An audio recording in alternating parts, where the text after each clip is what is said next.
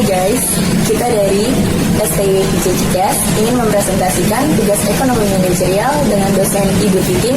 Sebelumnya, kita akan memperkenalkan diri terlebih dahulu. Nama saya Ananda Rizka Putri. Nama saya Hanifah Usman. Nama saya Syabel Yudhaka. Nama saya Sinta Anggrani. Nama saya Rusiliarti. Ya, kita di sini ingin mempresentasikan tugas dengan judul Pengambilan keputusan dan resiko. Selamat menyaksikan.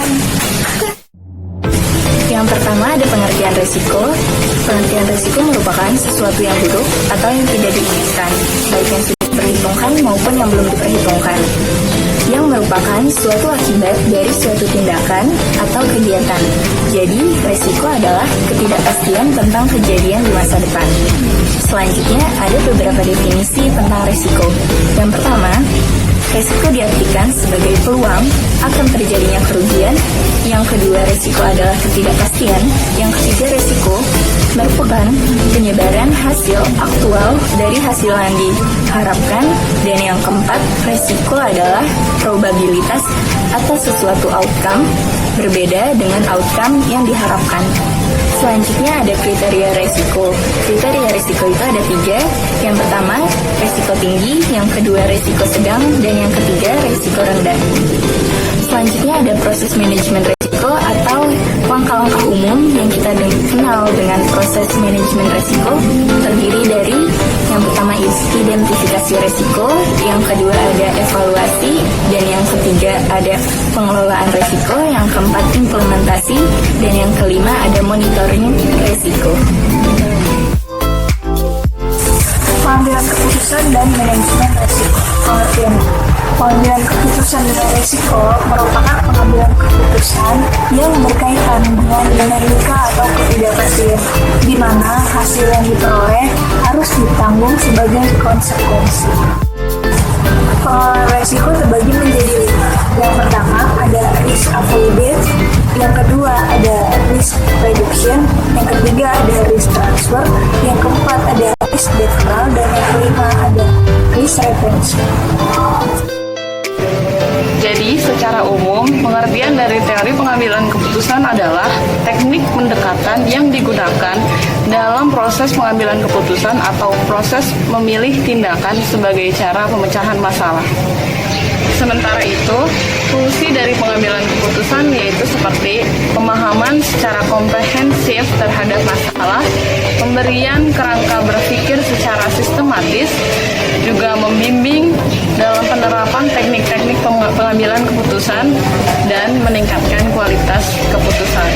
Oke, selanjutnya ada tujuan pengambilan keputusan itu ada 2. Yang pertama, tujuan pengambilan keputusan yang bersifat tunggal, itu artinya hanya ada satu masalah dan tidak berkaitan dengan masalah lain.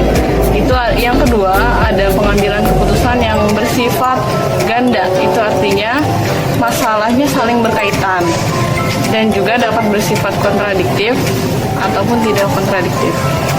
Selanjutnya ada unsur-unsur pengambilan keputusan itu ada 4. Yang pertama, tujuan dan pengambilan keputusan. Yang kedua, identifikasi alternatif keputusan untuk pemecahan masalah. Yang ketiga itu perhitungan faktor-faktor yang tidak dapat diketahui. Dan yang keempat ada sarana atau alat untuk mengukur atau mengevaluasi hasil. Perlu diketahui ada 5 dasar pengambilan keputusan. Yang pertama intuisi, kedua pengalaman, ketiga wewenang, yang keempat ada fakta, dan yang kelima itu rasional.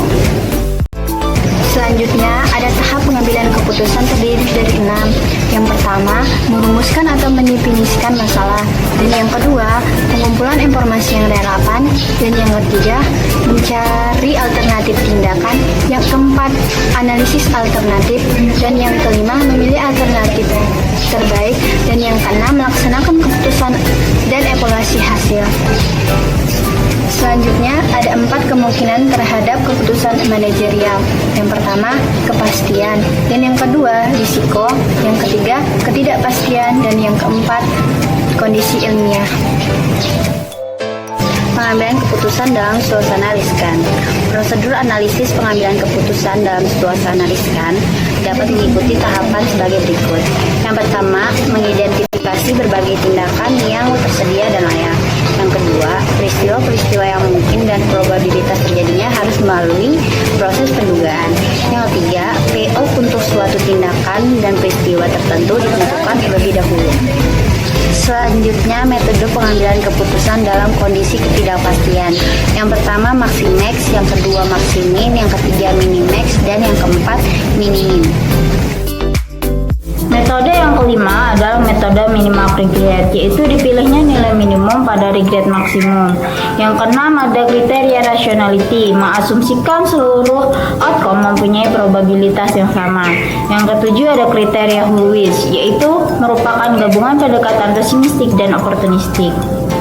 Jadi kesimpulannya, setiap manusia pasti dihadapkan pada masalah yang harus diselesaikan, baik masalah berskala resiko besar ataupun berisiko kecil, dan tidak seorang pun yang lepas dari masalah dan tidak berhadapan dengan keputusan yang harus dibuat. Bahkan, ketika seseorang berniat untuk tidak melakukan sesuatu, sesungguhnya ia telah mengambil sebuah keputusan, di mana ia akan mendapatkan resiko di kemudian hari. Sekian dari kelompok kita, mohon maaf bila ada kesalahan. Wabillahi taufiq wal hidayah. Assalamualaikum.